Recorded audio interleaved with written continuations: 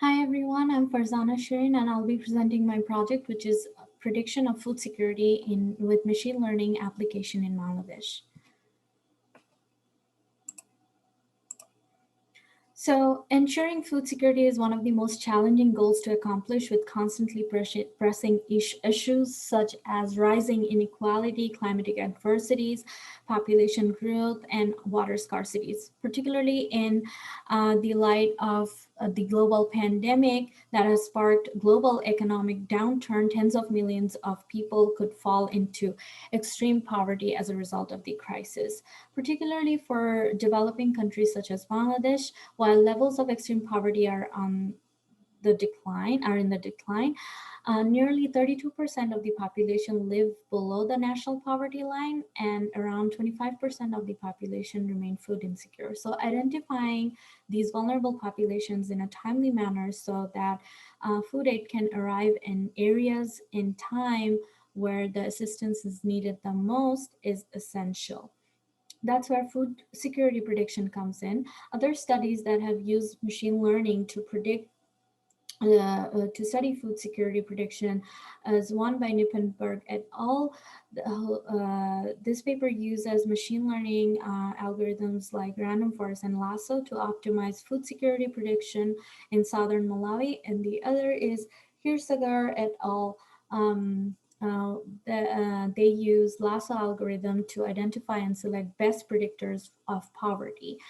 So I'll be using a nationally representative survey, which is the Bangladesh Integrated Household Survey, and their module for weather data from secondary sources in Bangladesh for the year 2015. I have detailed my data cleaning in another notebook because my data was too big. All the detailed cleaning procedure can be found in the notebook. Because of time limit, I'll not be going over those. Mostly I have categorical variables for which I created dummies, and so in this exercise, my objective was to apply machine learning algorithm to analyze a data-driven framework for food security prediction. So I'll be using this equation where my outcome or variable to be predicted, the target variable is logarithm of food consumption score, which is my food security indicator. Um, this is for household I in subdistrict S in 2015. And so this is a cross-sectional data. And then I'm regressing those on weather variables, which is the wet season precipitation, rainfall, and temperature, and also their quadratics and their interaction, because according to this is a common practice in crop science literature where it has been established that weather variables affect yield and food security non-linearly. So hence I'm using these transformations. And also I am including other predictor variables, which are household demographics and household dwelling conditions, which are categorical variable, which I have then converted into dummy variables. And dummy variables are variables that take 1 or 0 for each category. So for data exploration, I want to go very quickly over this. I have just put the descriptive statics of the continuous variables here. The reason for this is food consumption score seems to be in a good position for households. They seem to have the scale of food consumption score is from 0 to 112, and households seem to have be in acceptable consumption group according to Bangladeshi thresholds, but I'll show further breakdowns where this doesn't hold, and shows that averages can be very crude measures for drawing conclusions. These are just some histograms to show the distribution of food consumption score in data and by gender of household head. This pie chart here shows why means can be, or averages can be misleading. Here, when I split the data into female and male sample, you can see almost 90% of the households are in the low or poor food consumption group. So how do I go about this prediction exercise? First, I use the sklearn package in Python, and I split my data into training and test set. I split 70% into training set, and then 30% for testing my trained algorithm. So after the splitting, I'll run and I'll go over the penalty term and cross-validation in later slides. So after I have my training set, I'll run 5-fold cross-validation to draw a hyperparameter or a penalty term from the intervals shown here. And then using the training set to predict the outcome variable, we will be getting an optimal penalty term. By optimal, it has the minimum mean squared error for that model, and then we'll use that penalty term into by plugging in and get the best model. And then this best model is used on the test set to get a predicted outcome value. And then this predicted outcome value is compared with the test set's outcome value. And then finally, the model's mean squared error across different models is compared to see which one performed the best. The one with the lowest will be performing the best. So these are all part of my analysis, the test train, split, and then cross-validation. And so to go over cross-validation, I performed 5-fold cross-validation in this exercise. This basically means, so I have my data set, and then suppose that's divided into 5 sets, A, B, C, D, E. And so the algorithm is first trained and tested. The algorithm is trained and tested k times, in this case 5 times. So in the first fold, set A to D are used as training set, and set E is my test set. And then in the second fold, test A, B, C, E would be used for training, and then D would be used for testing. This process continues until every set is used at least once for training and once for testing. The average results obtained using all folds is the final result.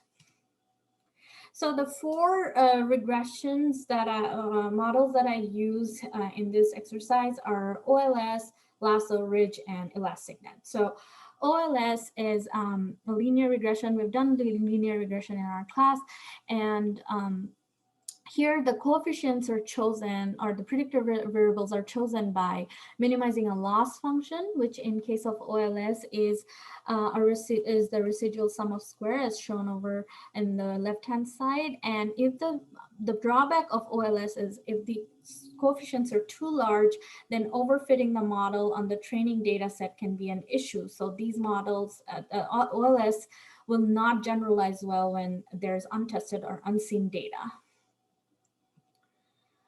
The second regularized type of regression that uses regularization, or this is where the penalty term comes in. So lasso, which is the least absolute shrinkage and selection operator, is also a linear regression. But the difference with OLS is that this, in addition to the loss function here, has an additional penalty term, which is called the L1 regularization. And this just shrinks many of the coefficients to 0, or drops a lot of predictor variables and comes up with the ones these things are good predictors. But this can be unstable in a setting where there is multicollinearity.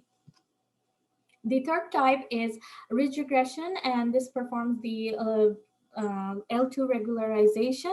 And ridge regression doesn't drop the coefficients to zero, but they shrink their effect or approaches to zero as the penalty term increases. And more details are in my notebook.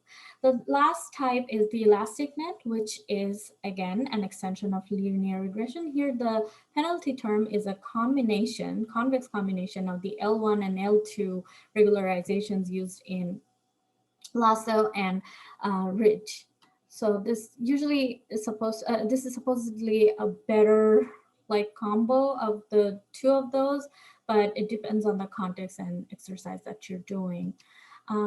So here I have the results, which is that after I performed all the exercise, the root mean squared error for training was the lowest in linear regression or OLS.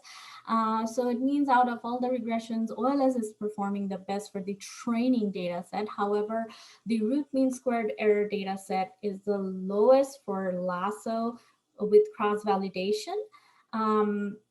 The train and test root mean squared, and remember the model with the lowest root mean squared would be the best, but in this exercise elastic net has the highest in both test and train set, and so it is performing the worst. The R squares are super low for both training and testing sets as shown here, suggesting that the models have not captured the villages with a higher percentage of food insecure households, and that the models can only explain about 2 to 11% of the variation in training and testing data set. So, and I also have this coefficients lambda plots where we see for the three regressions as the value of the penalty term, the x-axis is lambda, as the value of lambda increases, the coefficients are dropped, except for in lasso. Here you can see they are just going asymptotic because there's many variables here. You can't tell, but if you look closely, they're going parallel over here. But here they're in elastic net and lasso, they're going to zero. So the ranges, this is just to show that as for very low value of lambda, all the features or predictor variables are included, whereas as penalty increases, they're dropped. So in conclusion, I want to explore further, particularly into cases where I plan to use the other two rounds of survey data and assess the prediction accuracy with larger data set. And secondly, I want to use other prediction algorithms such as random forest, which might be more, and use other demographic variables and create a more exhaustive set of predictor variables to make a better prediction of food security. And the last two findings were after doing a grid search cross-validation that gives us the best model and what value of regularization ratio is the best, I find that the best estimator for elastic net has alpha, which is the parameter penalty term of 0.025 and a mixing parameter of 0.0, which is the L1 ratio. And in the elastic net grid search cross validation, only 56 out of 90 variables were kept as best coefficients. However, this probably isn't great for variable selection, but is okay for prediction. Thank you so much for your time. I hope it was great. Thank you.